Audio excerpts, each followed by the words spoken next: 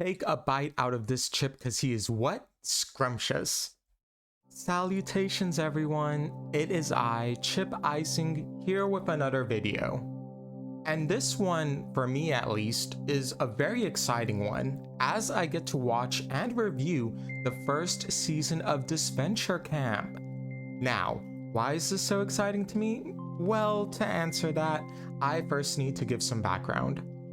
For one, Disventure Camp is created by Odd Nation Cartoons, with 2 series preceding it. Disventure Camp Season 2, which concluded not too long ago actually, and Adventure Camp. Like with many others, my introduction was through Disventure Camp Season 2 and I watched it while it aired on YouTube. During my wait for new episodes, however, I soon discovered that Odd Nation Cartoons created an even earlier season called Adventure Camp. So I decided to give it a watch and I absolutely loved it. I thought it was so good, so good. And this is probably an unpopular opinion, but I honestly preferred it over Disventure Camp Season 2. Don't get me wrong, Season 2 is good, but I have more of a subjective attachment for Adventure Camp. I honestly feel like that series was what got me interested in total drama again after so long. But an important thing to note, however, is that despite the clear resemblance and inspiration to the total drama franchise, the Disventure series has moved away from being a fan series and now identifies separately from the total drama franchise. There's certainly more history behind this topic, but I don't want to get too off track here. Anyways, the series I'll be reviewing, Disventure Camp Season 1, is essentially a reboot / reimagining of Adventure Camp, with the same cast and everything, which also answers the question as to why it's labeled as Season 1, as it's meant to be a prequel to Season 2, since the show it's rebooting happened first. To hear the news that Adventure Camp was getting a reboot was so exciting to me. Now, I can't really get into the reasons as to why I like Adventure Camp so much, as I don't want to spoil plot elements that might carry over to the reboot. But suffice to say, I am very happy we get to see these characters again, and I'm just as thrilled to see how their stories change and evolve from their original season. I'm also interested to see how everyone will sound in English, as the original season was dubbed in Spanish with English subtitles. Okay, intro finally over, we can now get into it. This goes without saying, but there will be spoilers beyond this point, so please do consider yourself warned. We kicked the season off with our new hosts, Trevor on the left and Derek on the right, as they narrate what challenges await the campers this season. Already from the offset, we can see some differing intentions, let's say. Derek appears more enthusiastic to inflict as much pain on the campers as possible, while Trevor tries to reel it back, assuring that the campers are in good hands. So, this setup to me is already interesting and actually gets me pumped for the season because I love when the hosts are written to have more behind their character than just fulfilling their role as host. Chris McLean, for example, was never really my favorite character in total drama because he just felt so stagnant and one-dimensional. Beyond his sadistic tendencies, there wasn't really too much to him in my opinion. With these hosts, however, I have a feeling that their conflicting ideologies will allow for some really interesting character dynamics, so I'm excited to see how that all shakes out. After their intro finishes, we get to the opening. Now, I already watched the opening a month ago when it first released, but can I just say, wow, this honestly might be one of my favorite openings ever. And I'm including the total drama franchise in there as well. It just feels like we get a lot more focus on the characters, with no more than 2 or 3 characters sharing the screen at a time. And this way we're able to imply more from what these characters are like and how certain connections might pan out in the season without giving too much away, of course. And I haven't even mentioned how good the quality and animation is. Just feels so dynamic and entertaining to watch. So yeah, this opening for me is definitely up there. Once the opening concludes, we cut to a bus with all our campers inside. A rugged, older gentleman drives it, with him prompting everyone to step off once they arrive to camp. Trevor welcomes the first batch of campers exiting the bus, with them ultimately being declared the Purple Team. From left to right, we have Gabby, Ellie, Nick, Lil, Alec, Will, and Ashley. We then get our first confessional of the season, with Lil introducing herself as a National Girl Scout troop leader and someone who wants to win the million for her girls. First impressions wise, she seems really nice, but also pretty skilled. Being a Girl Scout troop leader, I'm sure she has an extensive knowledge of camping and the wilderness, so she already seems like big competition to me. Someone to look out for sure. Also side note, but I adore how the confessionals are now filmed outside. Just feels like a nice change versus the usual outhouse location. And I'm sure the smell is much more tolerable too. Derek goes on to introduce the second batch of campers, with them being declared as the Teal Team. From left to right, we have Gret, Dan, Tom, Fiore, Jake, Drew, and Miriam. Our second confessional of the season goes to Gret, who's already giving us massive villain vibes, claiming that she once won a beauty pageant because all the other contestants got, quote, mysteriously sick, unquote. Yeah, I know she's gonna cause some problems. After everyone arrives, we get the hosts welcoming them, with some more conflicting banter between the two. Derek goes on to mention that the campers won't have any cabins to sleep in for the next few weeks, instead relying on supplies like a tent, a machete, and a pot. And really that's it, no food or other supplies, truly a wilderness-style retreat. But Trevor points out that there are ways to score extra supplies by winning challenges.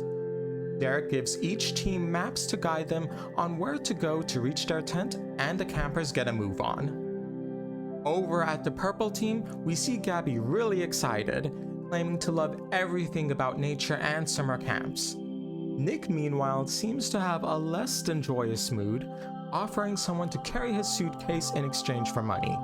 Will kindly takes it from him, no charge needed. Will also asks Ashley if she needs help, but Ashley's fine carrying her own stuff. Over at the Teal Team, we see Jake offer to carry Miriam's luggage, with Miriam bluntly refusing. A confessional from Miriam shows that she watched these types of shows before and wouldn't trust her luggage with anyone. And honestly, that's valid. We then see Dan asking Tom why he's dressed like that, with Tom replying that he can't get much sun exposure as his skin is sensitive. Interesting that he would sign up for a reality TV show set mainly in the outdoors if that's the case, but he seems prepared well enough, so fair play. Gret asks Fiore why she's here, as she's literally a kid, and Fiore gives us this heart-wrenching story of how her parents are short on money, causing them to send their daughter to a reality TV show in exchange for payment, which is very terrible. I can see Derek being fine with these terms, but what would compel Trevor of all people to agree to allow a kid on their show? Can't help but wonder. Lastly, we find out that Drew relies on non-verbal communication in the form of writing words out on his sketchpad. I don't entirely know Drew's deal yet, but I do like how the show is offering more representation for non-verbal speakers in the form of this character, so I'm excited to see how they flesh him out. Back to the Purple Team, we see things start to get tense between Gabby and Nick, with Gabby noticing that Nick is wearing cashmere and saying that animals had to die for that. Nick shrugs it off, but Gabby says that she won't care for his life if he can't care for the lives of animals. I do certainly get where Gabby is coming from here, But Lil makes a good point that they are a team, so it's probably not the best idea for arguments to transpire. A confessional from Gabby touches on the earlier conversation, with her mentioning that she doesn't have much control over situations where she becomes upset, preferring instead to see the positive side of things. This is pretty interesting character insight from Gabby. Perhaps she may have some kind of mood disorder? Not trying to jump to conclusions here, just some speculation. We then cut to both teams arriving at their tents. Tom and Jake from the teal team offer to help out with setting up the fire, and eventually get it going. Lil from the purple team, meanwhile, is able to set up their fire thanks to Alex's glasses kickstarting it. Lil then suggests different tasks for her team, with her and Nick looking for water, Will and Ashley looking for food, and the rest tending to the fire. In terms of character moments I found interesting, we get Tom appearing a bit nervous when Fiore questioned him on his ability to get the fire going so quickly, Gabby not being thrilled at Alec reading a physical book, since trees would have had to die to create the paper needed, some background on Nick and his overprotective parents, leaving them after an argument not too long ago, and Ashley assuring Will that things will be just fine, as Ashley has had the experience in this kind of environment before, while Will is more of a city guy. I found all these character moments pretty insightful, but I do find myself most interested in the last two conversations. It looks like both Lil and Ashley are more used to their surroundings, while Nick and Will are more inexperienced. It'll be interesting to see how the men adapt over the season, and how their arcs differ from one another. From there, we get Ashley pointing out the apple tree, with Lil and Nick arriving shortly afterwards with water in hand.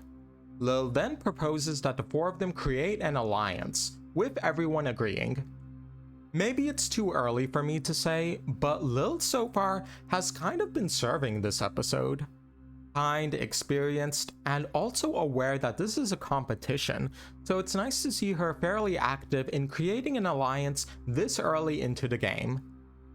Anyways, we get a challenge announcement, with Derek asking everyone to head to the challenge zone in 20 minutes, with the location marked on their maps. Once everyone's there, we soon find out about the season's first twist. Each team will have to vote out one of their own teammates. Goodness, this early? So shady. But alright, everyone will have a paper to write the name of the person they want out, with the paper going into the team's respective ballot box. And so the teams start casting their ballots. We get some nervous expressions, some calm expressions, and Lil doing some scheming by suggesting who to vote out on their team. I gotta say, I enjoyed this whole sequence a lot actually. It just felt really tense and gave the campers some stakes this early into the competition. The music also helped to sell that tension, so good job. When all is said and done, it is ultimately Gabby and Fiore that's voted out from their respective teams. Oh no! But they're still in the competition, as now it just means that the two switch teams, with Gabby joining the teal team while Fiore joins the purple team. Now of course, I'm happy this wasn't a real elimination. 2 campers eliminated on the first episode. Can you imagine? I'm sure Gabby and Fiore are in their feelings though by being voted out, so I'm curious to see how they take that moving forward. With all that situated, now comes the actual challenge. And this will be a non-elimination round, with the teams playing for a reward of sleeping bags instead, so that's good. The challenge involves each team having their own flag. While one team member holds it, the others either defend their flag or go on the offense in an effort to capture the other team's flag, using paintball guns as a means of attack. The first team to steal the other's flag and bring it to the central zone wins the challenge. Oh, and getting paint on you doesn't matter.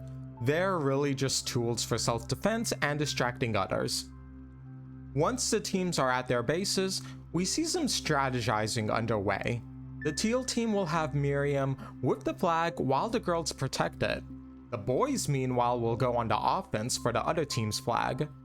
Over at the purple team, Ashley suggests that she and Will look after the flag and Fiore while the others go to attack.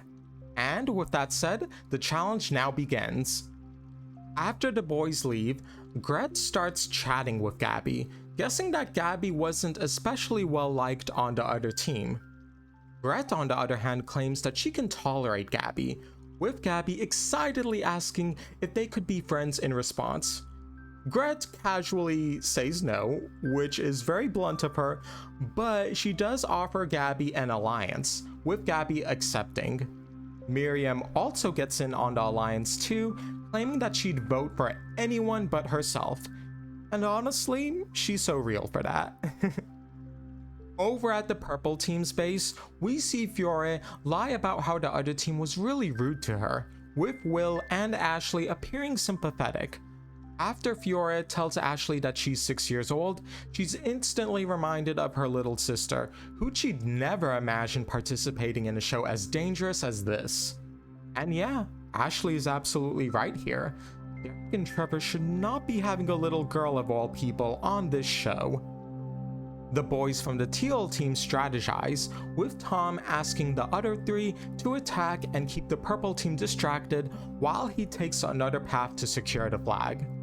Tom ultimately is able to reach the purple team's base and knocks Will over with a shield before he and Ashley aim at each other. Switching over, Lil asks Nick and Ellie to cover for her while she goes for the attack, ultimately reaching the boys and pelting them in the eyes, temporarily blinding them. Back to Tom and Ashley, Ashley makes a run for it while carrying the flag, but Tom reaches her and retrieves it after a brief struggle. Circling back to the newly formed Girls Alliance, we see Miriam asleep while Gret appears, frankly over Gabby and her story about breaking the windows of a shop cause the owners tore down trees to build said shop. Anywho, with everyone distracted, Lil is able to sneakily retrieve the flag and make a run for it, Gret only noticing when it's too late. Both Tom and Lil run toward the central zone, but it's Tom that makes it first. But he doesn't have the correct flag. No, it's actually a decoy Fiore secretly created. So it's ultimately Lil that scores the win for the purple team, earning them all sleeping bags. Well deserved. Lil was honestly iconic this episode from beginning to end, so we love to see it. Then we get a confessional from Fiore, boasting about the other team being humiliated by a 6-year-old girl. And here is where Fiore drops the whole nice and scared facade and reveals a much harsher and cunning personality.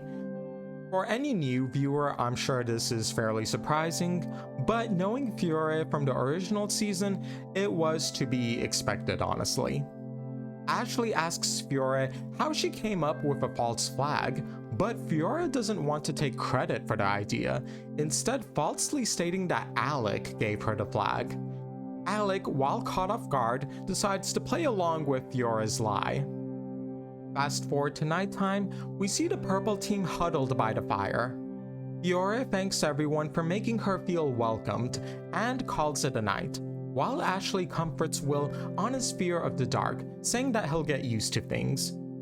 Our next scene, however, is with Fiore and Alec, with Alec asking Fiore why she gave him credit for the false flag. Fiore mentions that she prefers to go unnoticed and asks Alec to keep it a secret, with Alec ultimately agreeing. Fiore's confessional once again is a mask-off moment, fully antagonistic toward her fellow teammates while mentioning that it'll be too late before they find out what she's really up to. I'm just so fascinated to see how much of a menace Fiore will be this season. It's gonna be a lot of fun. And our very final scene involves someone putting up a most wanted poster for that mysterious bus driver. What could he have done, I wonder? But yeah, that was the episode. yeah, I'm so excited to be reviewing this. And watching it through, I'm just like, wow, what an absolute upgrade. Animation, challenge, all that, so good. And I feel like the English voice actors were great fits for the characters as well, so awesome job there. Also glad that this was a non-elimination episode, gives us more time with whoever ends up being the first out. All in all, a great first episode, and I'm excited to see more. But until then, please do let me know in the comments what you think. Well, that's it. That is all. Take care everyone, and on your way out, don't forget to wipe that icing off your face.